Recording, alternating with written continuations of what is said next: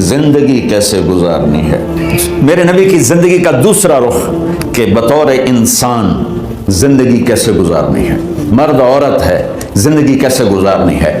پہلا رشتہ جو قائم ہوا دنیا میں وہ ہے خامد اور بیوی، حضرت آدم اور حوا کا نکاح ہوا۔ اللہ تعالیٰ نے عورت کو کمزور بنایا تو پہلے دن سے اس کو عزت اور احترام دیا تاکہ ساری زندگی اس کمزوری سے ناجائز فائدہ نہ اٹھایا جائے بلکہ اس کو عزت دی جائے۔ کہ آدم علیہ السلام کے لیے مٹی اکٹھی کی، پانی ڈالا، گوندھا اور ایک اسٹیچو بنایا اور ڈال دیا۔ جب وہ خشک ہوا اس میں روح ڈالی اور پھر وہ ننگے بدن تھے، پھر ان کو جنت کے کپڑے پہنائے اور جنت میں ڈال دیا۔ اس کائنات کا حسن بھی عورت سے ہے اور جنت کا حسن بھی عورت سے ہے۔ حضرت آدم علیہ السلام جنت میں، لیکن بابے جی دا دل ہی نہیں لگتا، کلے کلے ہی ٹرے پھر دے۔ اب اللہ نے عورت کو بنانے کا ارادہ کیا تو اللہ ایک ڈھیر مٹی کا اکٹھا کر کے عورت کے لیے بھی بنا دیتا اور اس کا اسٹیچو بنا دیتا اور اس کو خشک ہونے دیتا، پھر اس میں روح ڈالتا، پھر اس کو کپڑے پہناتا۔ آپ حیران ہوں گے سبحان اللہ، اللہ نے ایسا نہیں کیا۔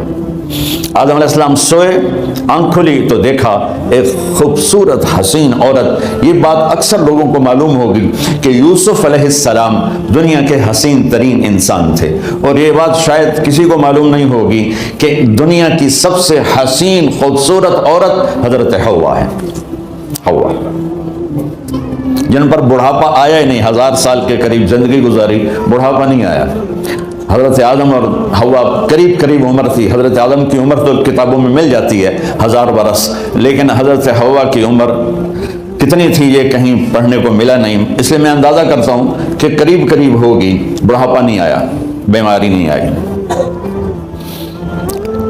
اور حضرت حوا کو مینسز بھی نہیں آتے تھے۔ یہ عجیب بات آپ کو بتاؤں، اللہ نے اتنا جنت کا ان کے اندر نمونہ رکھا۔ تو جب حضرت آدم کی آنکھ کھلی تو دیکھا ایک حسن کا پیکر، انہوں نے جنت ہی بھول گئی۔ اب کہنے لگے یا اللہ ہوں دل ٹھریا جا یا اللہ کون ہے؟ کیا تیری بیگم؟ واہ جی واہ، موجاں ہی موجاں۔ تو اللہ تعالیٰ نے نکاح پڑھایا۔ سبحان اللہ، اپنے نبی کی شان دوبارہ سنو۔ تو اللہ نے کہا آدم اپنی بیگم کا مہر ادا کر۔ تو وہ پوچھنے لگے کیا مہر ہے؟ دیکھو ایک بات سنو، مہر کسی کی بیٹی کی قیمت نہیں ہوتی۔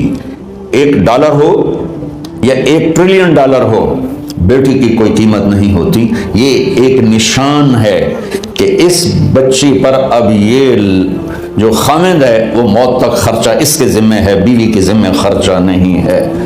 خامد کما کے لائے گا اور اپنی بیگم کو کھلائے گا، اور بیوی گھر کی ذمہ داری نبھائے گی۔ تو خیر وہ الگ بات چلی جائے گی۔ اللہ تعالیٰ نے کہا کہ مہر ادا کرو۔ کہا جی کیا مہر ہے؟ تو میرے اللہ نے کہا تیری نسل میں میرا آخری نبی آئے گا، اس پہ ایک دفعہ درود پڑھ دے، یہ مہر ہے۔ اچھا، شروع دن سے ہے کہ میں نے قبول کیا۔ قبول کیا کا مطلب ہے کہ میں اس لڑکی کو قبول کر رہا ہوں، اس کی کمیوں کے ساتھ بھی خوبیوں کے ساتھ بھی۔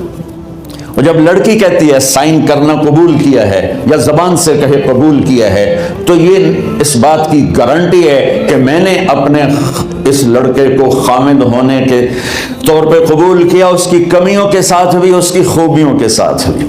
اور جو ہی شادی ہو کر ڈولی سسرال کے گھر جاتی ہے تو ٹیسٹ شروع ہو جاتا ہے، کی کر دیے، باندھی کے میں، اٹھیندی کے میں، بول دی کے میں۔ اور اس میں بہت زیادہ نیگیٹو کردار ہے سسرال کا، کئی لڑکیوں کا، کیونکہ ہم نے اپنے نبی کی زندگی نے قبول کیا۔ یہ واجب ہے کہنا قبول کیا، کہ جس میں پیغام ہے کہ اب میں اس کی میں کوئی کمی ہے وہ بھی قبول کروں گی، کوئی خوبی ہے تصور ماتھے پر، اور لڑکا کہتا ہے کہ میں اسے قبول کرتا ہوں، اس کی خوبیوں کے ساتھ بھی، کمیوں کے ساتھ بھی۔ یہ بات یاد رکھنا، پرفیکشن کبھی تلاش نہ کرنا، پرفیکشن کبھی تلاش نہ کرنا۔ اللہ نے 100 نمبر نہیں مانگے، 51، ایک نمبر اوپر ہو گیا۔ گناہ تمہارے 50 ہیں اور نیکی تمہاری 51 ہے، تو اس ایک پر ہم تمہیں جنت میں ڈال دیں۔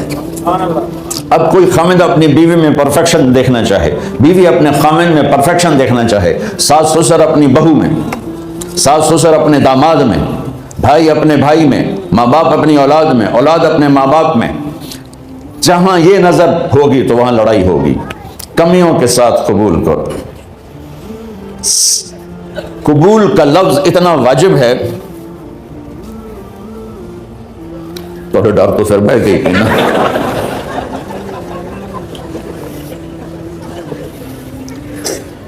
قبول کا لفظ اتنا ضروری ہے کہ اس کے بغیر نکاح ہی نہیں ہوتا۔ میں یہ کئی جگہ لطیفہ سنا چکا ہوں، اور واقعی قصہ بھی ہے، ایسے لطیفہ نہیں ہے۔ میرے دوست ہیں، ذمہ دار ہیں اچھے، تو ان کے گاؤں کا ایک بچہ چھوٹی عمر میں بسوں پہ جا کے نا وہ جاب پہ لگ گیا، تو اس کا کام ہوتا ہے بس کو صاف کرنا، ڈرائیور کو چائے پلانا، اور جہاں کہیں رش ہو تو اس کو ڈائریکشن دینا، استاد جی کٹ لو، استاد جی آن دو، استاد جی جان دو، تو یہ اس کا محاورہ بن جاتا ہے۔ اب اس کا نکاح ہوا تو مولانا صاحب نے کہا بھائی عبد الرحمان، میں فرضی نام لے رہا ہوں، نام مجھے اس کا یاد نہیں، عبد الرحمان زینب بنت اسلم نو تیرے نکاح دیتا 500 مہر تو قبول کیتا؟ تھوڑی دیر سوچ کے کہندا جی آن دیو۔ اس نے ساری زندگی آن دیو ہی سیکھا تھا، تو اس کے بھائی نے اس کو نہیں ماری تو کہنے لگا جی جان دیو۔ مولانا صاحب نے کہا آن دیو جان دیو نال کم نہیں بننا، تو آگے میں قبول کیتا۔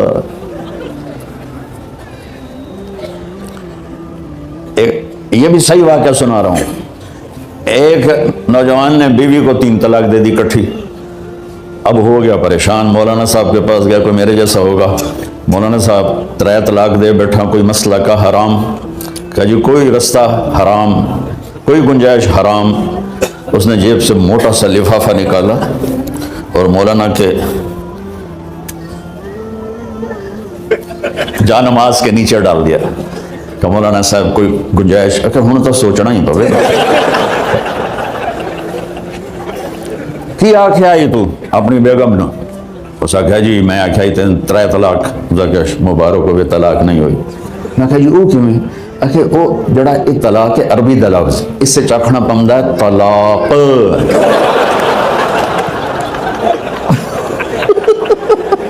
یہ آپ کو صحیح واقعہ سنا رہا ہوں۔ تو تم نے تو چھوٹے کاف کے ساتھ کہا ہے طلاق، او کاف تو کتے آلا ہے، مجھا کر ایک لفافہ ہو رہا ہے تو چاہے ساری زندگی دا حلال کر دے۔ لفظ قبول اتنا ضروری ہے۔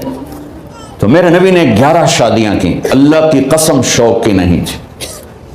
ما تزوجت وما زوجت الا بوحی من السماء نزل به جبریل۔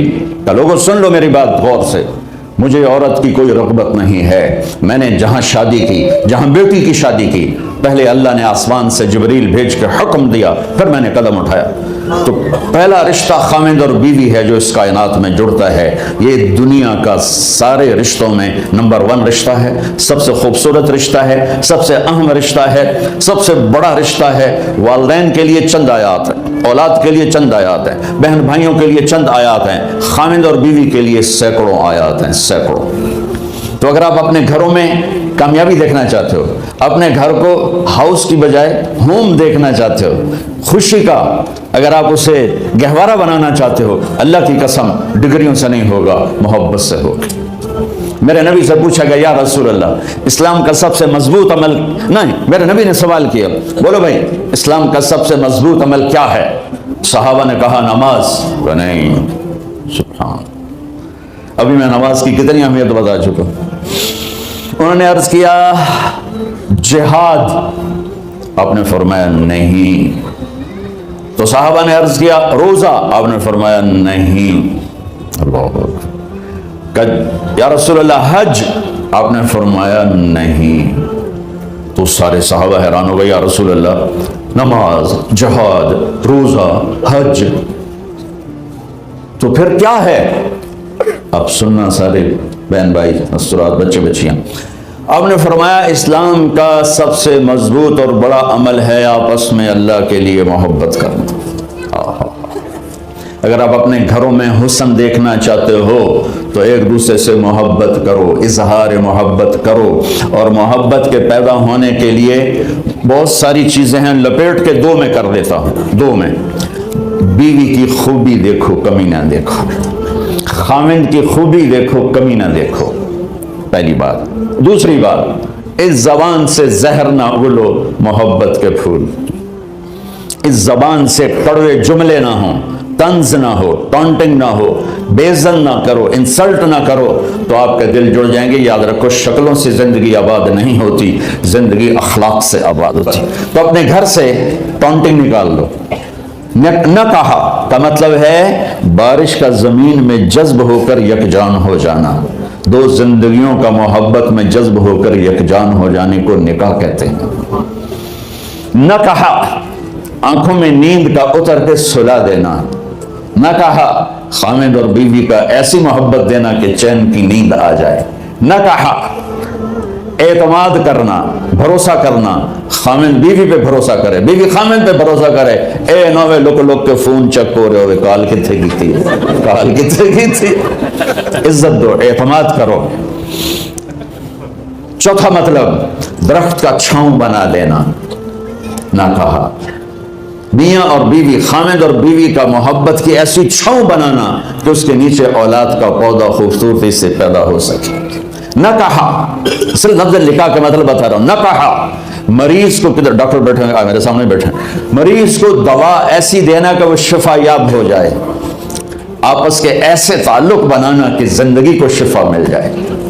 میرے بھائی بہنوں، میں آپ کو اپنے نبی کی زندگی بتا رہا ہوں۔ میرے نبی نے 11 شادیاں کی، اللہ ذوالجلال کی قسم، صرف ہمیں زندگی سکھانے کے لیے کہ گھر کی زندگی کیسے ہوتی ہے اور اولاد کو کیسے پالا جاتا ہے۔ اب لوگ کیا مجبوریاں ہیں کہ عورت بھی جاب کرتی ہے، مرد بھی جاب کرتا ہے۔ عورت کی سب سے بڑی جاب اپنی نسل کو پالنا ہوتا ہے۔ جب یہاں ٹائم نہیں ملتا بچے کو، نہ ماں سے ملتا ہے نہ باپ سے ملتا ہے، تو پھر وہ جنگل کا پودا بن جاتا ہے۔ یہ تو وینکوور ہے، فیصل آباد کی بات سناتا ہوں۔ میرے بچے جس اسکول میں پڑھتے تھے ان کے پرنسپل سے میری دوستی تھی، میں ملنے گیا ایک دن، تو کہنے لگے کہ عجب واقعہ ہوا ہے کہ یہاں 2 بچے پڑھتے ہیں، ان کی ماں بھی ڈاکٹر ہے اور باپ بھی ڈاکٹر ہے۔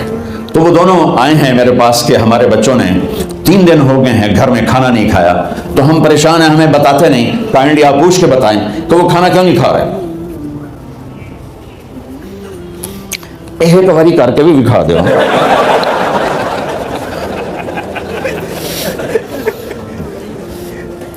ہمارا دین اتنا خشک نہیں، ہمارے مولوی صاحبان نے زیادہ خشک بنا دیا۔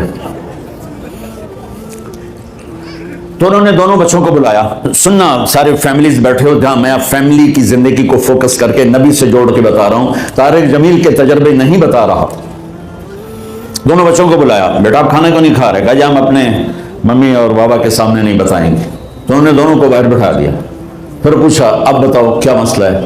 ان کا سر ہم صبح جب ناشتہ کرتے ہیں تو ہمارے ممی ڈیڈی سو رہے ہوتے ہیں، ہماری ان سے ملاقات نہیں ہوتی۔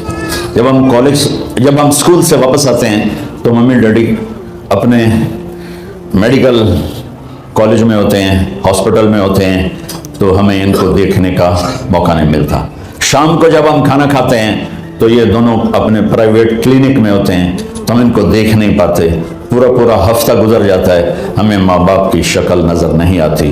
تو ہم نے سٹرائک کی ہے کہ ایسے ماں باپ کی روٹی کیا کھانی جو اپنی شکل بھی نہ دکھا سکیں۔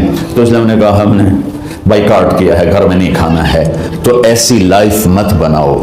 یہاں ایک بہت بڑا چکر شیطان دیتا ہے، بڑی گاڑی لے لو، $100 کی قسط تو ہے، اور بڑا گھر لے لو، $200 یا $100 کی قسط تو ہے، پھر میاں بھی کام کرے، بیوی بھی کام کرے، جو کہ بڑا گھر باقی رہے، تو خوشیاں تو مٹ گئیں۔ جو ڈبل جاب کرے گا، تو ڈبل جاب کرتے ہیں، ڈبل جاب کرنے والا بیچارہ تھکا ہوا ذہن لے کے آتا ہے، وہ کیسے ٹائم دے گا اپنے بچوں کو خوشی کے ساتھ؟ جو ماں جاب کر کے آئے گی پھر کھانا پکائے گی، جب اتنی تھک جائے گی تو اپنے بچوں کو کھلا ٹائم کیسے دے سکے گی؟ پوری کائنات کی ذمہ داری تھی میرے نبی کے سر پر، اور آپ اس کے باوجود روزانہ حسن حسین کے لیے وقت نکالتے تھے۔